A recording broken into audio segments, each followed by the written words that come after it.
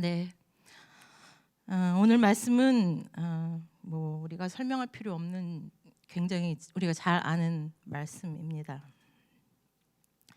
이 오병이어의 사건은 복음서에 나타난 많은 이적 사건 중에 유일하게 사복음서에 모두 기록되어 있는 사건입니다.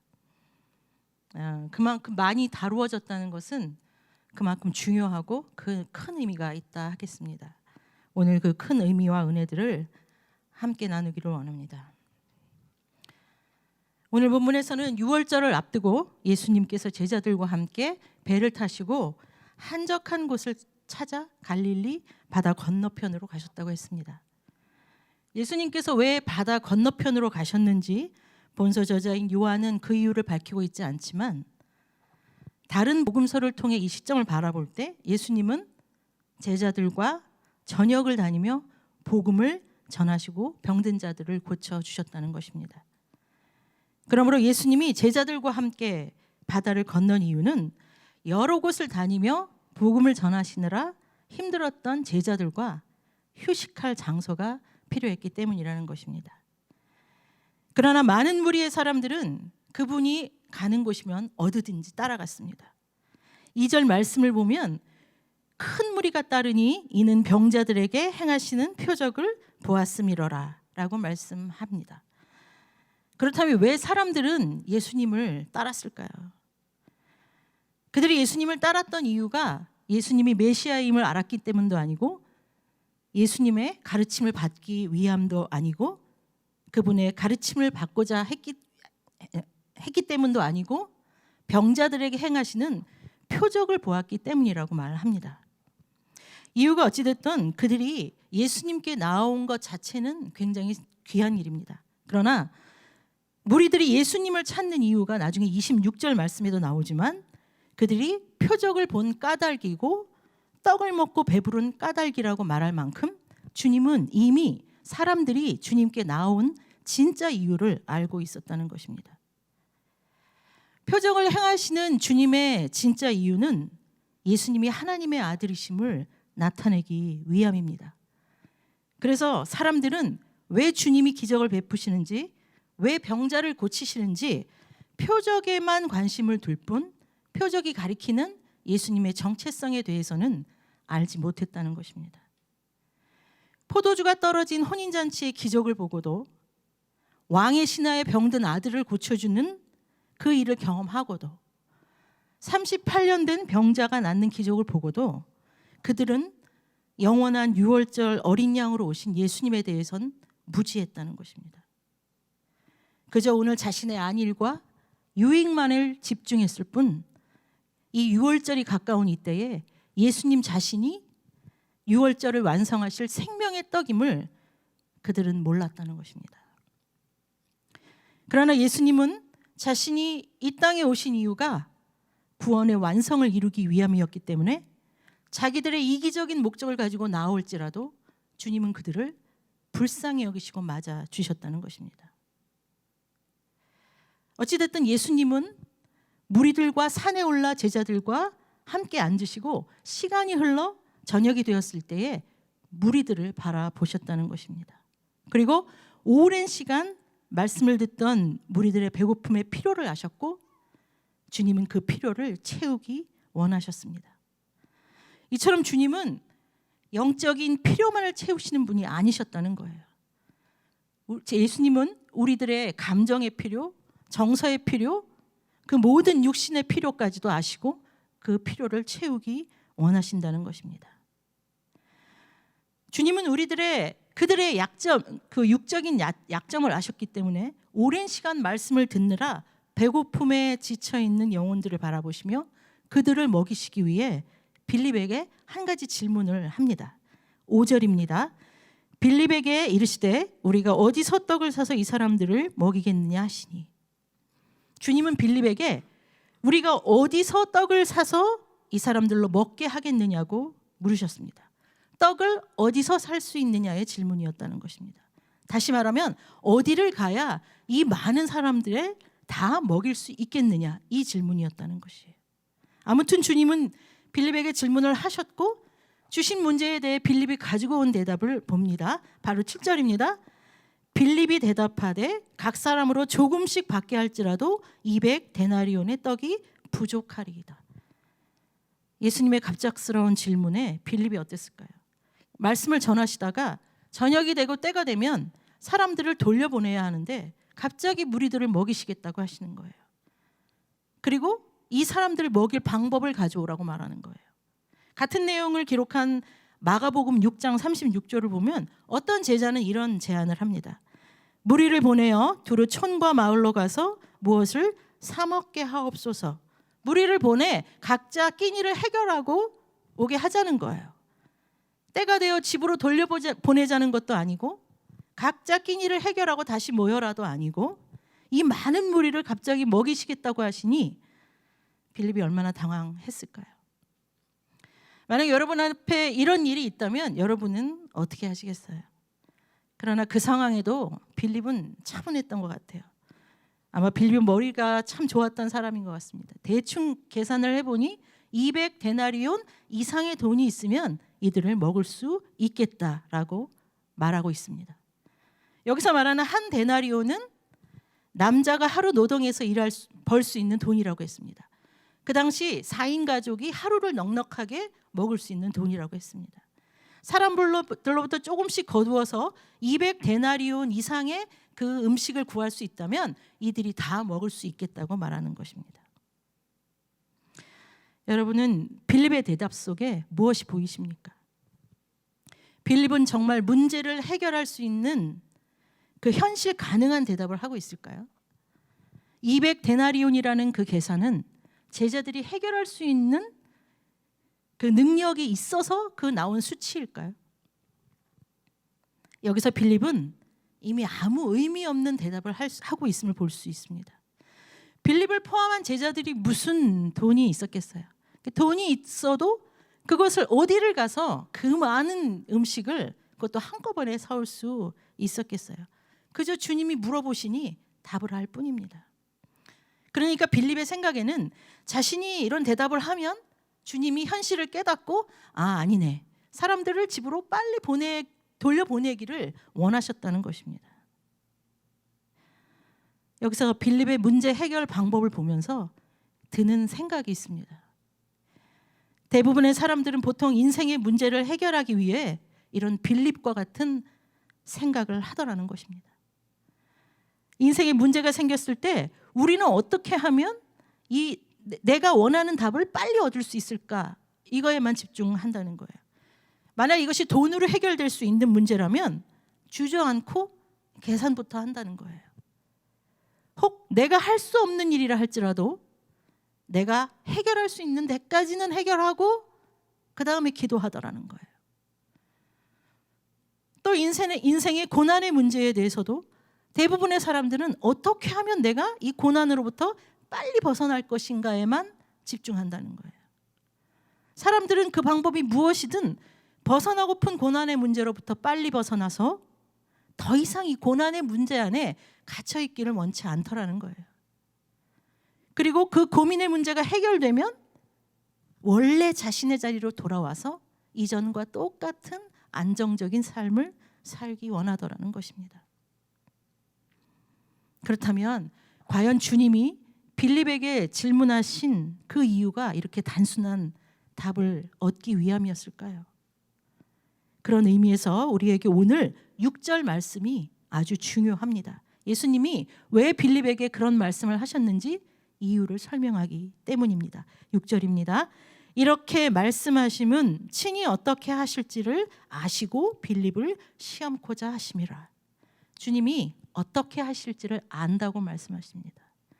그리고 빌립을 시험코자 하심이라고 말씀하십니다. 주님이 방법을 몰라 빌립에게 물어본 게 아니라는 것입니다. 그럼에도 불구하고 빌립에게 이러한 질문을 했던 첫 번째 이유는 지금 빌립과 예수님은 다른 생각을 하고 있더라는 것이에요.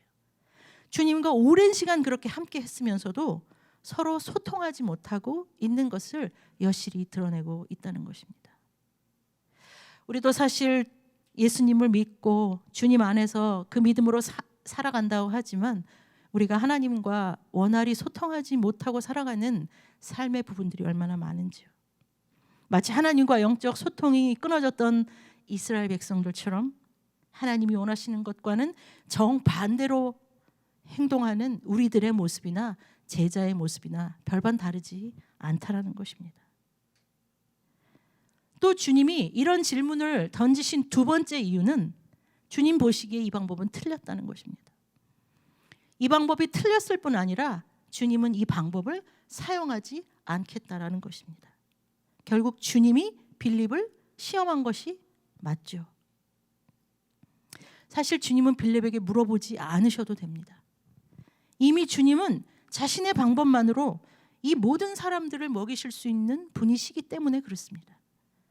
그러나 우리는 여기에 주님의 중요한 의도가 있음을 깨달아야 한다는 것입니다.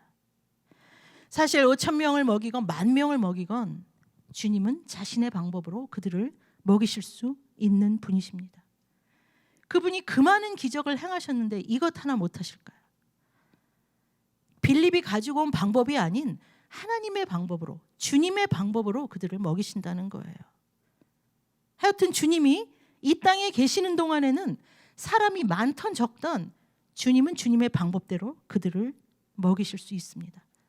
그러나 문제는 육신으로서의 주님이 이 땅에 계속 그들과 함께 영원히 있지 않는다는 것에 있습니다.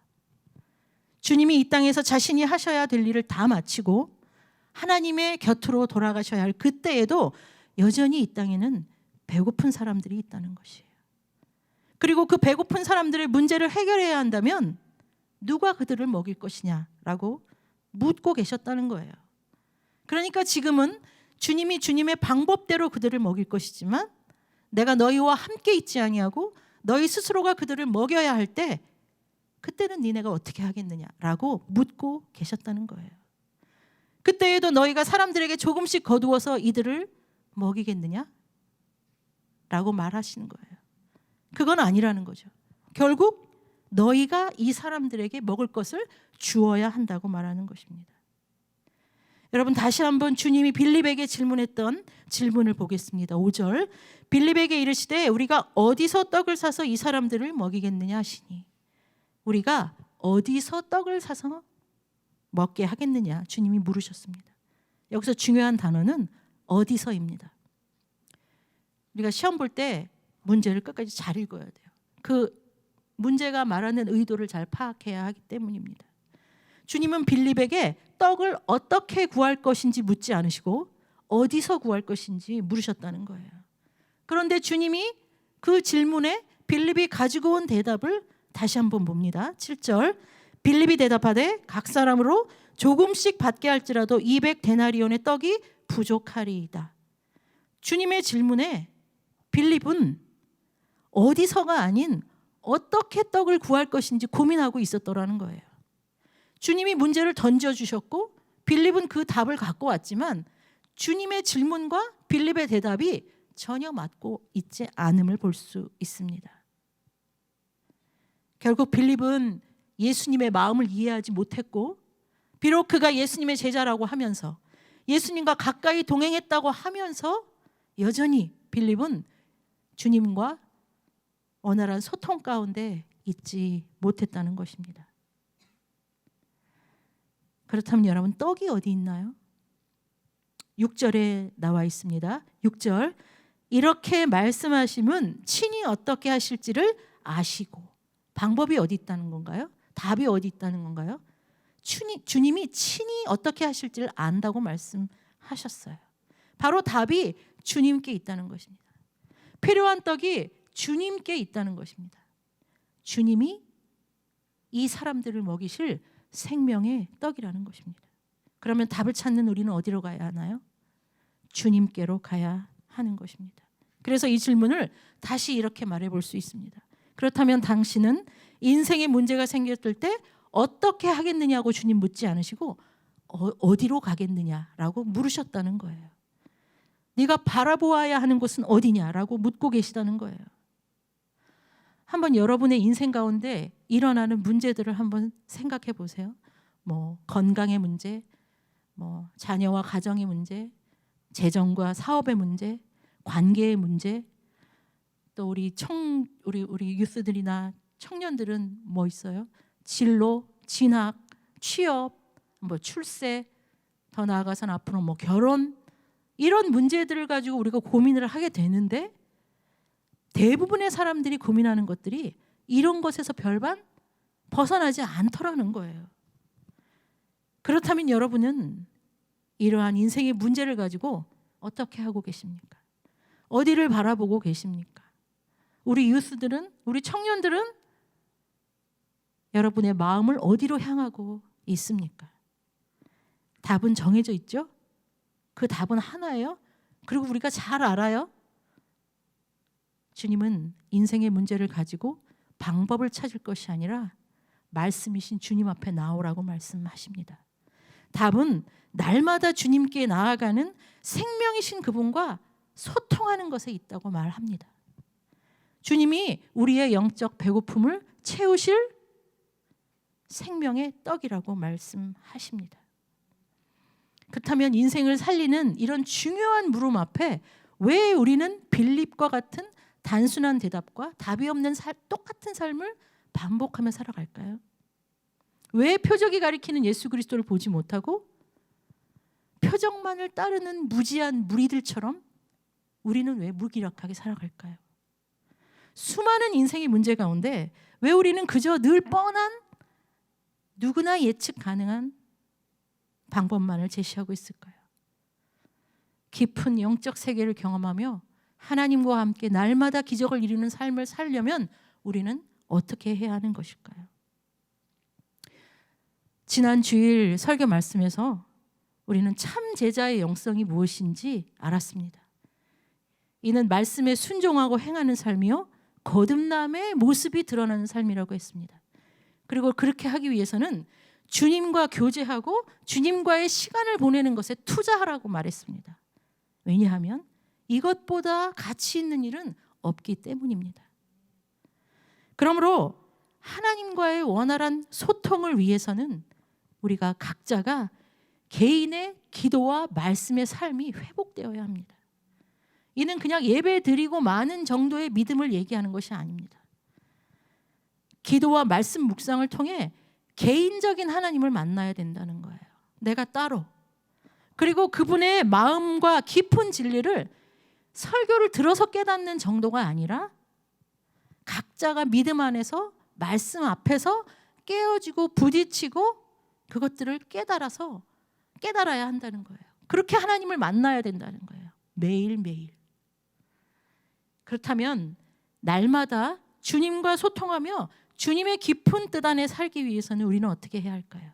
오늘 성경은 그 답을 디모데전서 4장 7절과 8절에서 말하고 있습니다.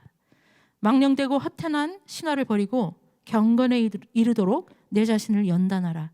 육체의 연단은 약간의 유익이 있으나 경건은 범사에 유익하니 금생과 내생에 약속이 있느니라. 아멘. 더 깊은 영적 믿음으로 나아가려면 여러분 연습하셔야 한다고 말합니다. 기도도 해야지 한다고 되는 게 아니더라는 거예요. 말씀도 읽어야지 한다고 다 이해되는 게 아니라는 거예요. 오늘 바울은 자신의 영적 아들 디모데에게 경건에 이르기를 연습하라고 말합니다. 그 대단한 바울이 그 대단한 디모데에게 연습하라고 말하고 있어요. 육체의 연습은 약간의 유익이 있지만 경건의 연습은 범사에 유익할 뿐 아니라 금생과 내생에 약속이 있다고 말합니다. 육체의 연습, 경건의 연습 둘 다 연습이기 때문에 매일매일 해야 한다는 것에서는 같지만 그에 따르는 결과는 많이 다르다는 것입니다. 요즘 많은 사람들이 멋진 몸을 만들기 위해 하루 몇 시간, 몇 달, 몇 년을 연습하고 운동합니다. 이렇게 건강한 육체를 만들기 위해서 사람들은 돈 투자, 시간 투자 얼마든지 하고 방법론적으로도 너무 다양하고요. 어떤 힘든 방법을 감수해서라도 그걸 하더라고요. 프로필 사진 하나 만들기 위해.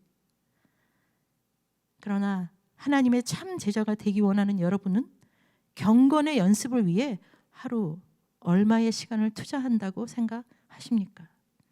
얼마나 많은 희생과 노력을 들여서라도 경건에 이르기를 노력하십니까? 여러분이 주님께 따로 떼어 드리는 시간은 얼마나 되십니까? 요즘 우리가 제일 많은 시간을 보내는 것이 무엇이 있을까요? 바로 이 스마트폰. 네, 이거는 정말 이거는 이 안에 세상의 모든 것이 다 있는 것 같아요. 뭐 SNS, 뭐 유튜브, 또 뭐 있죠? 네, 인터넷, 뭐 말씀도 들을 수 있고 찬양도 듣고 정보도 있고 볼거리도 있고, 일단 이거를 손에서 놓지 않고요. 아침에 눈 뜨면서부터 밤에 자기 전까지 정말 습관처럼 보죠. 그렇다면 인터넷, 스마트폰이 제공해주는 많은 정보와 볼거리들을 하루 30분씩 여러분들이 만약에 10년을 본다면 10년 후에 나는 어떻게 변해 있을까요? 인생의 경험도 많아지고 아는 것도 많고 정보도 많아지고, 요즘 정보의 시대니까요. 정보도 많아지고 내가 원하는 나의 인생만큼 내가 변해 있을까요? 죄송하지만 그다지 변화는 없을 것입니다. 그렇다면 매일 30분씩 기도와 말씀으로 개인적인 주님을 만나는 시간을 10년을 이어간다면 우리의 인생이 변할까요? 저는 반드시 변한다고 믿습니다. 그렇게만 할 수 있다면. 그렇다면 인터넷을 통해 정보를 얻는 그 30분은 왜 인생을 바꿀 수 없고, 기도와 말씀 묵상하는 그 30분은 왜 우리의 인생을 바꿀 것이라고 생각하는 걸까요? 왜 그렇게 믿는 걸까요? 그 답을 우리는 오늘 제자 안드레를 통해 듣게 됩니다. 9절입니다. 여기 한 아이가 있어 보리떡 5개와 물고기 2마리를 가지고 있나이다. 그러나 그것이 이 많은 사람들에게 얼마나 되겠사옵나이까. 안드레가 주님 앞에 어떤 소년의 도시락을 들고 와서 말하는 겁니다. 주님, 드릴 것이 이것뿐인데 사람은 5,000명이 넘습니다. 이 사람들에게 이것이 얼마나 되겠습니까? 라고 말합니다. 안드레의 대답은 벌써 이것으로 주님 불가능하다라는 것이에요. 아무리 주님이라도 이번만큼은 좀 어렵겠는데요? 라고 말하고 있는 거예요. 여러분, 안드레가 틀렸나요? 맞았나요? 제가 그럼 다시 질문을 드릴게요. 매일 30분씩 10년 기도와 말씀으로 드리는 시간이면 우리는 참 제자의 영성으로 살아갈 수 있을까요? 여러분, 혹시 안드레와 같은 마음은 없으신가요? 사실 안드레도 빌립도 누구보다 주님을 잘 아는 사람들이었어요. 주님과 동행했던 시간이 얼마이며 주님과의 사역으로 얼마나 많은 은혜를 경험했겠어요. 바로 옆에서 경험했던 주님의 그 기적을 보면서 예수님이 하나님의 아들이란 사실을 기억했다면 지금 안드레와 빌립이 이런 대답을 하고 있을까요?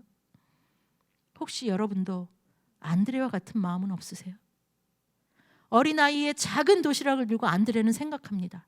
어떻게 물고기 2마리와 보리떡 5개로 이 많은 사람들이 먹지? 안드레는 지금 안 된다고 얘기하고 있잖아요. 어떻게 겨우 30분 말씀 묵상 기도해서 무슨 내가 제자가. 그럼 다시 질문해 볼게요. 그럼 얼마나 많은 것을 주님께 드려야 그 많은 사람들이 먹을까요? 얼마나 많은 시간을 내어놓아야 내가 주님을 닮아갈까요? 하루 종일 말씀 묵상하고 기도하면 내가 성령의 사람으로 변화될까요? 성경이 말하는 것은 이것입니다. 너희가 가지고 온 물고기 2마리와 보리떡 5개로는 이들을 먹일 수 없다입니다. 못 먹이죠. 어떻게 먹겠어요? 안드레의 말이 맞죠. 하루 30분 말씀을 읽는다고 내가 뭘 얼마나 달라지겠어? 하루 30분 주님과의 영적인 교제의 시간으로 투자하는 것, 이건 진짜 내가 성령의 사람으로 변화되는 일이야 라고 믿었다면 왜 못하실까요? 못하시는 이유는 두 중에 하나예요. 내가 성령의 사람이 될 마음이 없던가?